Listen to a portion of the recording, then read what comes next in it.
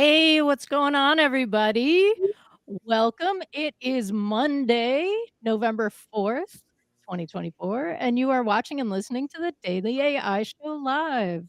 We are talking today about a thought experiment that came from a Dan Shipper of every.to, the newsletter. He writes a column or an article series called Chain of Thought. And he proposed this a couple weeks ago when we all got access to the O1 preview and the O1 mini models. And the question is, can AI create knowledge if O1 was trained on just a subset of content, like from the 1500s or the 1700s or the 1800s and before? Would AI in the frame of O1 be able to come to the learning that happened after that? And so would O1 discover gravity? Discover gravity? And what does that mean in terms of how we're using these models and training them as we move forward? So that is our thought experiment today. It's timely because the Zeitgeist rumor says we may be getting O1 out of preview at some point before 2025. So with me today, I have Junmi, I have Carl, and I have Andy, and I am Beth. So, who would like to kick us off? Andy, this sounds like a thought experiment made for your lovely brain. What have you been thinking about it? Well, I've always had great admiration for the capabilities of these large language models. They still amaze me in terms of what you can ask it to do, and then it seems to follow a really complex series of instructions, and does it with seemingly human natural ability. But I also understand the underlying architectures of these things, and I understand that they are limited. They're not like a human brain in its plasticity, right? Because it's based on a really kind of locked down training set. But nonetheless, they seem to be able to cover a full range of capabilities that other humans that I deal with, maybe even lack. So the chain of thought idea was an approximation through prompting of reasoning steps. So, like when we're posed with a problem, we go through a series of steps to try to, we imagine the series of steps that is necessary in order to get to the solution. And O1 was trained on that methodology. So it was given zillions of examples, and it was given reinforcement learning to do this kind of chain of thought preparation before answering any query that a user gives it. And so you can actually see that. You can see that on the screen. It stops after you give it, its objective, the question or query that you're posing it. And it tells you on the screen, I'm thinking about this and I'm thinking about that. And maybe this is what I need to do next. And then it'll process that and deliver an answer. So Dan Shipper's article suggests that there's an inherent limitation to that would make it unlikely that the model could behave like a human and actually come up with novel ideas, novel breakthroughs in science or otherwise. And the thought experiment that he poses is, imagine that we limit the data that it's trained on to some prior moment in history. So only the writings of, from the 1500s that were all based on superstition and all kinds of confabulations, like the phlogiston theory of how the world works, like earth, air, fire, and water. That's all it knows. Would it be able, over the course of time, even with chain of thought reasoning, to arrive at some conclusions that would lead it to an understanding of Newtonian physics, right? Would it get there? And his answer is definitively no. And later, after we continued this discussion, I asked O1 what it thought about that question. And so I'll give you its answer. But in between then and now, please, others, comment on this. Well, just a quick side note. I haven't looked this up, but apparently there is a rumor that sometime on Saturday you could actually get the full version of O1. But I don't know the details of that.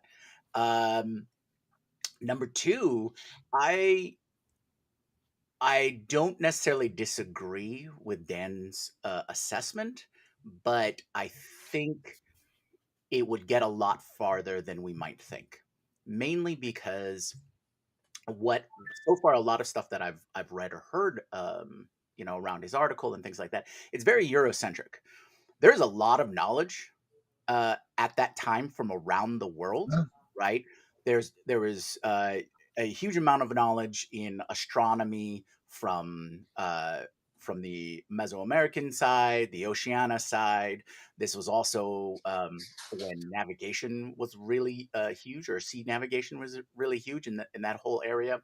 So, and we're talking about some of the best known historical knowledge sources around the world, Sankore University, all of these big sources of knowledge around the world for, for various regions. So I think if you were to take the knowledge that was available, the complete knowledge that was available, O1 has that capability to start piecing together the maybe lesser known pieces of information to move it along a little further than we might expect, because like he says in the article, you know having uh, the theories about our heliosphere, about how the planets, orbit the sun and all those kinds of things, wasn't popular. But that doesn't mean the knowledge didn't exist and didn't exist somewhere else, right? So, so yeah, I think by having all of the available knowledge and giving it the time and the instruction to go, all right, now take these lesser known aspects and apply it. Right. Now, Mm. what I don't know is the experimentation process, right? Can it test theories, or can it have some sort of embodiment or enablement to test out theories? Because that's how we mainly do science now, right? It's test, test, test, experiment, experiment, experiment. So if it had a way to do the experiment and gain new knowledge, then we'd get a little further. But in and of itself, yeah, for the most part, I agree. So I just asked, I was like, oh, what better way to do it than just ask O1 Preview, hey, could you or large language models create new knowledge? And its response was, while LLMs can assist in exploring possibilities and generating hypotheses, they do not have the consciousness, self awareness, or ability to conduct experiments and observations. They cannot independently verify the accuracy of the information they generate or determine its validity in the real world. Therefore, any new knowledge proposed by a LLM would require human evaluation and validation. In summary, LLMs can contribute to the creation of new knowledge by providing novel ideas or interpretations, but they do not create new knowledge autonomously. The process of validating, establishing new knowledge remains a uniquely human endeavor. So that's the response. I don't know what that will look like in 4 to 6 months, but there's a couple things there where it's like, well, I can't. It can help create that, but we can't validate if that's actually legit. And that I think that's true. You actually need human validation. But what if it is human validation? And then what's I wanted to start with, what is the concept of creating new knowledge? What is that definition? So everyone's Right. kind of exactly playing in the same sandbox on So, what so that is. my thought about that is that new knowledge is synthesis, right? You take unrelated or unknown or explored uh, ideas, and you add them to other ideas, and you come up with a new idea. That's synthesis, right? So there's a book. I can't remember the title of it, but it's all about the study of synthesis in human thinking and how unique and wonderful that is. and the description is of humans being synthesis minds, right? Synthetic means that when we think of synthetic data, it's the LLM creating new data based on patterns that it understands, and so it's building that. So it has this rudimentary form of synthesis, but synthesizing.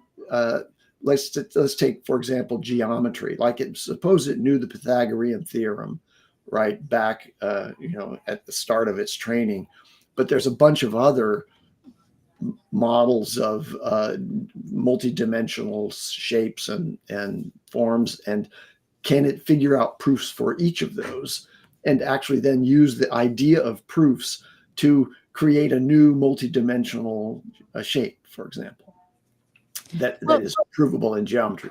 Yeah.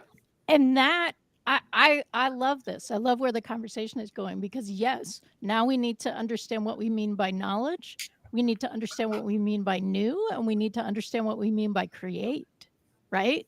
Because it's likely that LLMs can create not an infinite, but a finite and astronomical finite universe of combinations, because that's something it's really good at. And what we've talked about, we got into it last week and maybe the week before, it actually is the human relationship to that is the curative factor, right?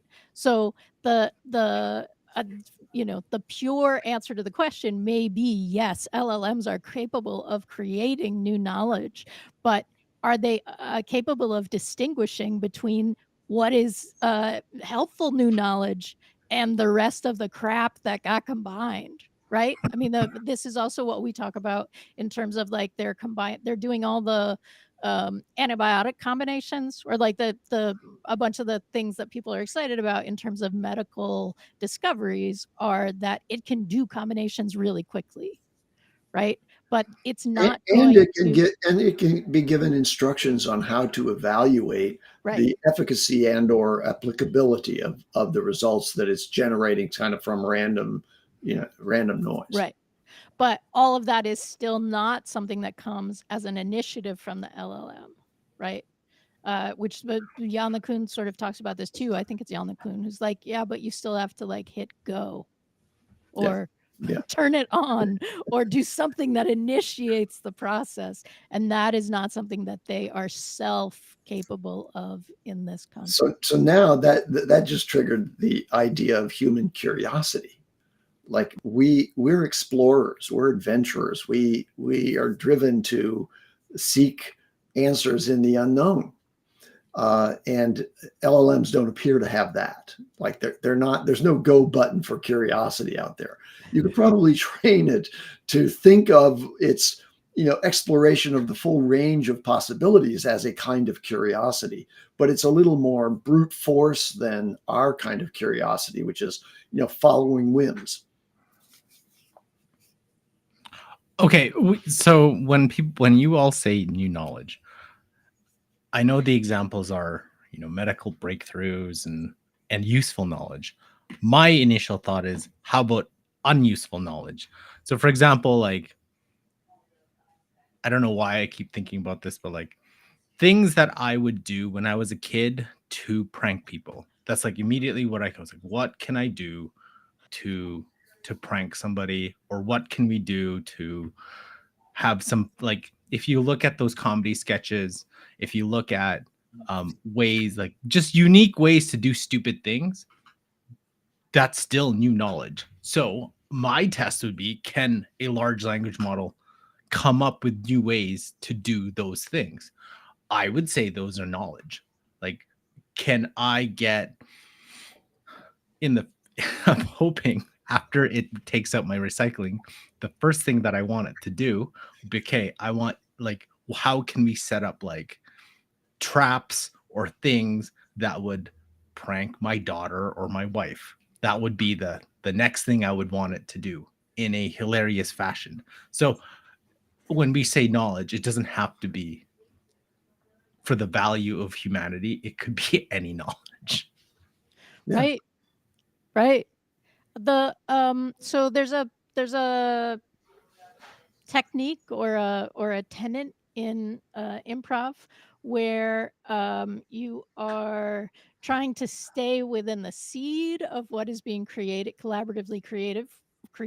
with the team that is performing on stage, and it is, if this is true, what else is true, right?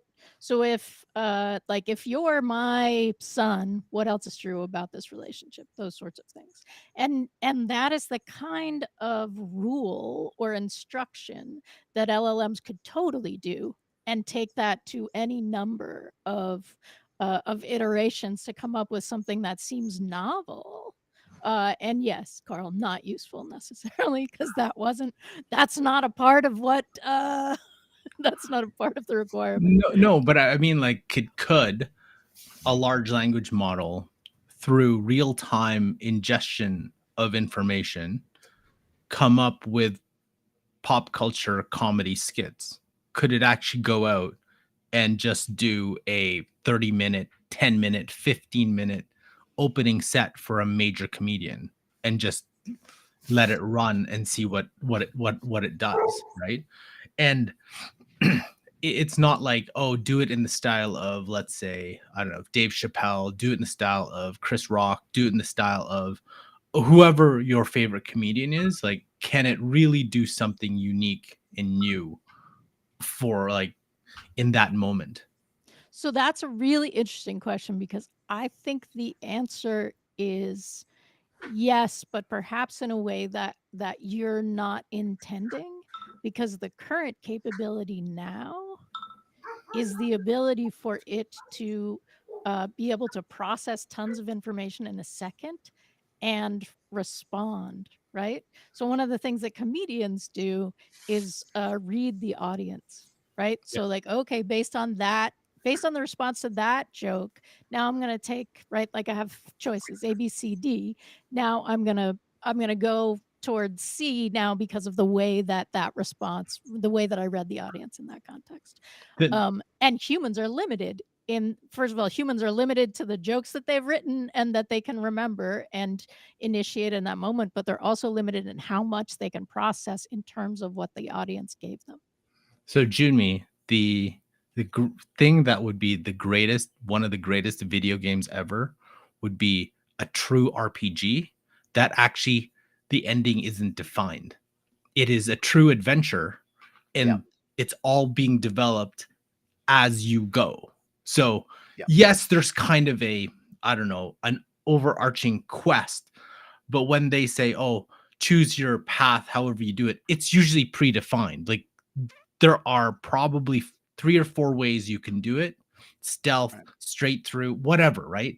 But Mhm. here, it's there isn't a set path. It's like you actually, it'll create as you take action. So it's no longer a predefined anything. It's like, oh, an AI actually creates it as it feeds back from your actions, which would be Mhm. the most insane thing I've ever would have ever played, That right? that's the promise. That's the promise, right? Is because they've already talked about, or in this space, they've already talked about how an AI can take your responses, right? Yes. Especially NPCs, take your responses, those characters, and then react to it based on the Yeah. persona and the information available for that character. You can do that with the overall world. So, with these larger world models, we can know, we can do environmental shifts. How fast is a day in this world? Sure. You have an outline, a narrative outline of what the significant events are going to happen. The big bad is going to take over the world in 3 weeks. So whatever you do within those Yeah. 3 weeks can either slow it down, speed it up. You could sit around in the inn Do nothing. Do and do nothing. nothing, and then the world suddenly is destroyed. Yes. Yeah. Those kinds of things. And so, a lot of tabletop RPG, the DM, that Yes. role, right? They create all those parameters. The world shifts as part of their narrative and as part of these ongoing timeline. things like that. So it would be a fine balance between figuring out, oh, we need these narrative story points to be hit so that you have a good story and good experience, Yeah. combined with what if somebody does a bunch of different things and what is the reaction to all that. And so, different companies have taken different looks at this. Look at Larian Games; they do a fantastic job. They did Baldur's Gate, but without without delving too far into the gaming side, yes, I think having AI created or AI enabled personas for something like an RPG game, it it's really like a simulation. Like It would we be. talked Yes. about, like Project said, and all those kinds of things. Is these are personalities that are built to react in a certain way, and Yeah. that goes back to what we've said earlier in this episode, where it's like, um, where if you have a lot of different parameters, you have a lot of different data points, and it gets all mixed up, synthesized on a certain level, and then something new, whatever that reaction, most likely predicted reaction to be, if it's complicated enough, if it's got enough data points from the observer, that's going to look new, right? You could play the same game, but get a million different outcomes Yeah. depending on what you do. I think like I was reading Justin's comment here in the job sector, a coworker can follow instructions without understanding why, and then limiting their ability to create knowledge independently. The goal is always, but then we start getting into the question of agents, and then what can an agent do? And then can an agent not only do stuff for you, but then can it create knowledge itself? And I think that's where you go into the level 4 of the open AI levels of AI, where it not just aids in invention, it actually creates stuff. And I think once you get to that level, it starts touching on a lot of different things, right? It create music by itself without requiring prompting. The instructions would be, hey, I need a 12 track set list in my style using my voice, whatever, create it in pop, country, rock genre. And it would independently create that type of music that would appeal to this age range, that would ideally be on Billboard top 40. I don't know. And then it would go out and independently create that. Would we consider that knowledge? Would we consider that independent knowledge? Or is it still trying to look at patterns? Because the music is a very interesting thing, because a lot of the new creations have been inspired by previous beats, riffs, whatever it is. You can hear it from generation to generation to generation, to artist to artist to artist to artist. So would we consider that new knowledge?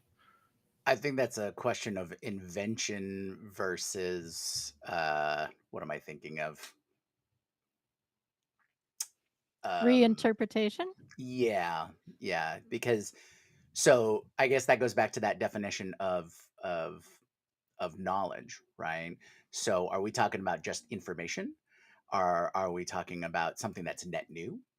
Um, is it a discovery, something that was not known before, or is it an iteration of a combination of things we knew before, but now we have something new out of the combination of all that information, right?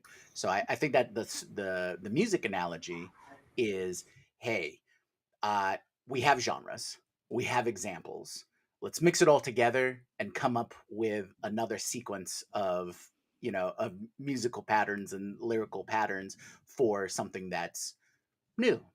But none of the elements are new. We didn't discover them from whole cloth out of not knowing anything about them. So what is that a different level of analysis or categorization of what we're talking about? Well, same thing with art. If you replace music with art, the interpretation of art could mean so many different things, right? We've seen you see different types of art appeal to different types of people, right? So for example, here in Calgary, I think a majority of the citizens could not understand. So there is a highway. Yes, there's a highway or a freeway that crosses through, and the art that was put beside it is literally just this big blue ring. It is enormously blue ring. And everyone's like, when it first came, you're like, what is this? It serves actually no purpose. There's two little lights on top, and we thought, is this supposed to be an overpass light? But it can't be. It's too small. And we found out, like, this is controversial because it's like 1% of infrastructure money went to public art to be placed, along the infrastructure route or whatnot. So there were some really nice like bits of art, but then you have something like this, and you're like, what is that? So the question is, if AI creates those things, again, same question, is it a new creation? And if it does it autonomously, would that be I don't know if that would be considered new knowledge, or is just that something that they created. I think that's a little bit more ambiguous than, oh, we discovered this new invention that will cure X. That's more, I think, readily agreed upon, that is a new something, versus art, which is a lot more loose in definition. So we're talking about a single model trying to approximate the ability of invention and or curiosity or those things. But I think it's a better experiment to say, could we design a pipeline of AIs, a swarm of agents, each of which has a certain role that we have identified in our own creative thinking, uh, that in combination creates an invention machine. I think that's quite possible. One of these agents, would be, evaluating patterns in a certain domain, and then, you imagine multiplying that across all knowledge domains that are known to man. Uh, and then, there's another one that's the curiosity agent that's saying, okay, does your pattern that you're identifying over here that, exists in this domain, does it have any application in this domain over here? Let's generate 1,000 examples of ways that that idea could be applied in this one. And I'm pretty confident that that would result, just as the models that are pursuing protein synthesis, it would arrive at some inventions. And so AI as a system, not a single AI with training, but an AI a system that's been designed by humans, could approximate human invention. And so that's fascinating, Andy, and I love where it's going. I agree in the idea of like bringing together the swarm. And if AI, if one of the things that seems to be true is that the more data and compute that you toss at an AI in terms of training, the better it gets. Would you then have a better outcome to create like specialized AI models, right? Where you're limiting the data, but you're going super deep in the data and you're just tossing compute at it.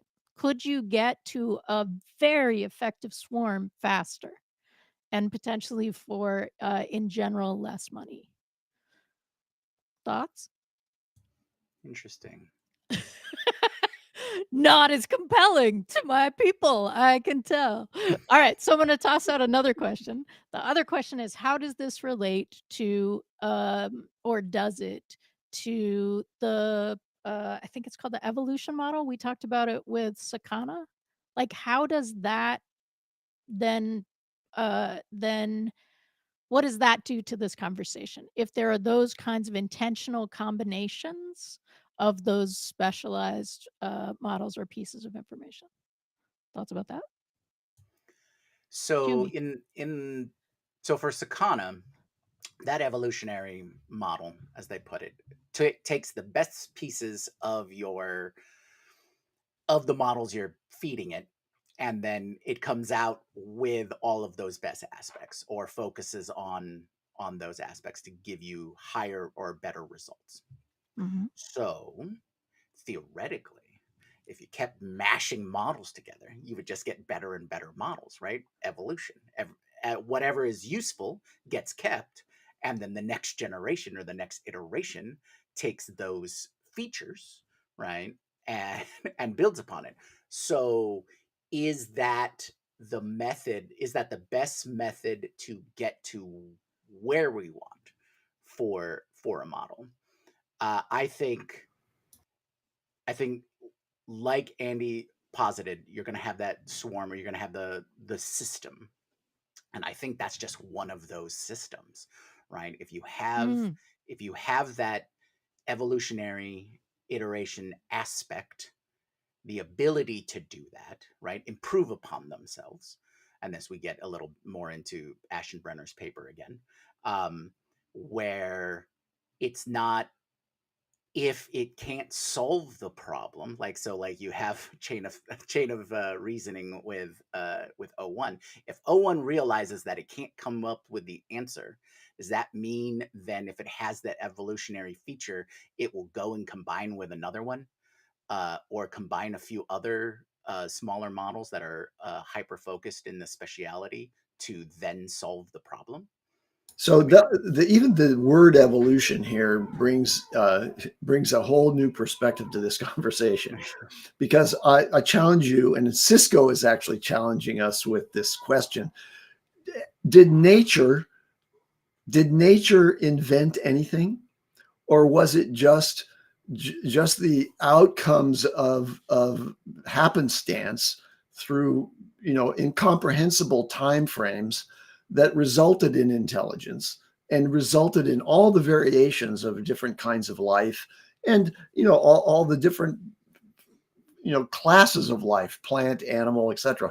So you would many people would posit that, okay, there's actually a grand designer behind the scenes that did that. I'm more of the ilk that says, no, this is just this is a small speck in the universe, and it just happened that in this wonderful confluence of improbable outcomes, we ended up with this consciousness, and we're here. And that was an amazing invention. Like, nature outdid us in many ways. Now humans have developed, through that happenstance of intelligence, they've developed mechanisms, systems that have accelerated evolution dramatically. And I'm not talking about biological evolution here. I'm talking about sort of the life 3.0 concept that Max Tegmark put out there, right? This is where we actually have control not only over the software that we're running by teaching ourselves more, but we also have control now increasingly over the biology, so that we can change the nature of our evolved biology as we go forward with tools like CRISPR, etc. So why couldn't a machine intelligence do a similar kind of acceleration in the domains of knowledge and actually create new knowledge out of that?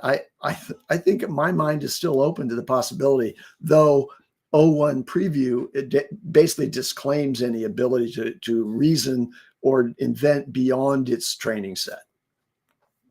So one thing that maybe we're jumping the gun, so to say. We're like way too far ahead in that we the thought was, hey, can AI invent? But like, there's a lot of today, I believe there's a lot of ability for AI to help humans invent. They can add the different perspectives that you need. They can um, give different context or perspectives that they can help give those, hey, have you tried this way, or here's something that you may want to try. And then that's where the validation happens, whether it's helping with like any kind of medical research to do this, to beat this, to help this. So maybe that's where the focus, or instead of the question, can it create new knowledge? Can it help create new knowledge from its ability right now, rather than, hey, can you go off on your own and create new knowledge? Yeah, here's a way of rephrasing that. Do any of us doubt that human knowledge, as we understand it today, which is the collective contributions of millions of people, will that advance more rapidly now with AI or not? I think the answer is obvious. It's going to dramatically accelerate. And so is it that super intelligence as we understand it in AI, is that contributing to that process? Or is it just the data centers, the power of the data centers applied, that's augmenting human advancements? I think that there's a very good chance that the power applied and the advances in our design of, and AI's design of itself, will result in new knowledge that we couldn't have contemplated. And that's the piece that came up in the Max Tegmark show, right? Which the Life 3.0, which is that that turn on a dime that we may not be able to accurately predict the specific time that that's going to happen, but in as we like do the thought experiment of what is potentially coming and potentially possible, there is that sea change of like, oh, okay, the AI says I've got it from here, and I know the next steps to improve, and then that speeds things up amazingly, right? Is it Prometheus in the Yes. story? So like you're on point. You're on Rev like version way in advance. Like it took a long time to get to this one, and then boom, boom, boom, boom, boom. They get faster and faster. Cisco also brought up the AlphaGo. That is one of these pieces. While AlphaGo didn't really create new knowledge, but it did in the AlphaGo community create new knowledge in the context of this was a move that, in terms of culture and pattern and the way that humans learned to be very good at AlphaGo, would not have chosen. But Right. because Right. AI was looking at it as like, this is the universe of moves that I can choose from. Again, can hold the universe, much larger universe than we can in our consciousness or attention. And these are the potential results if I make that move. Yeah. So Right. this points to a distinction that I think we have to make between discovery and invention. So the imaginable leap that the human mind is capable of, and we have savants who can do things that we just can't believe is possible with a brain. That's the kind of invention that I think humans possess. Not all of us. I don't feel very inventive myself, but discovery is a different thing. And I think AlphaGo is an example of the brute force calculation speed allowing discovery of a result, right? That we wouldn't have thought of. It wasn't natural or intuitive for us to go there, but it was because we're talking about a system, Go, which has almost boundless complexity, right? It's beyond the ken of our processing capability. But if you give enough process and compute, it will discover things. It may not invent anything, but from the human perspective, wow, that machine invented a new strategy. Well, so here's an interesting thing. All right, so if we go back to Cisco's comment about how if I'm understanding the comment, um, that all existing patterns, or nature has all existing patterns, meaning it's all information, right? And if you have enough information, right, and you can have the ability to compute all of that information, isn't invention then just one of the variations or iterations of all of that information uh, down a certain path? to a certain conclusion, right? The sun has hydrogen. All right, hydrogen combined with this, creates a different element. Now you've got heavy elements. All right, that heavy elements can be combined in such a way or refined in such a way to make circuit boards. Circuit boards can be made into computers. Computers, and because this is because all of that base information is existing. And I guess that goes into a larger metaphysical analysis of existence simulation. If all information exists and you can compute all information, can you know everything? But I'll I leave it there because that might be beyond the scope of what we're talking about so today. I'm gonna say my conclusion from this discussion is that I believe you can train a network of models to be inventive. And therefore, I think you can have a super intelligence that does acquire, discover, and invent new knowledge. Mm-hmm. All right. So any final comments from anybody else? That sounded like quite the wrap up. Uh, Larian Studios, please make your next Baldur's Gate with AI RPG characters so I can spend 48 hours of my week doing nothing but playing video games. All right, cool. Thanks. All right. Well, thank you for joining in this conversation. We have a great week coming up for you. Tomorrow, we are talking about AI tutors and how that can really impact your learning. Now, this is amazing if you're a student. It's amazing if you're not a student. It's amazing if you're looking at your world and saying, wow, I might need to reskill or upskill. And I'm not entirely sure how I can do that in the face of AI. Maybe AI is just going to help you do that. So we're going to go into the study that came out from Harvard and go into some of that detail. On Wednesday, we're going to bring you the news, talk about all the things that are happening around. Thursday, we are going to, yes, I'm pulling it up. Ooh, an AI use case that's designed for this time. Are you needing to make really complex decisions based on a ton of information? We're going to go through how you can use AI and how Brian used AI to do just that. So join us all week, and that's what we're going to do. Thanks, everybody. Have a great day.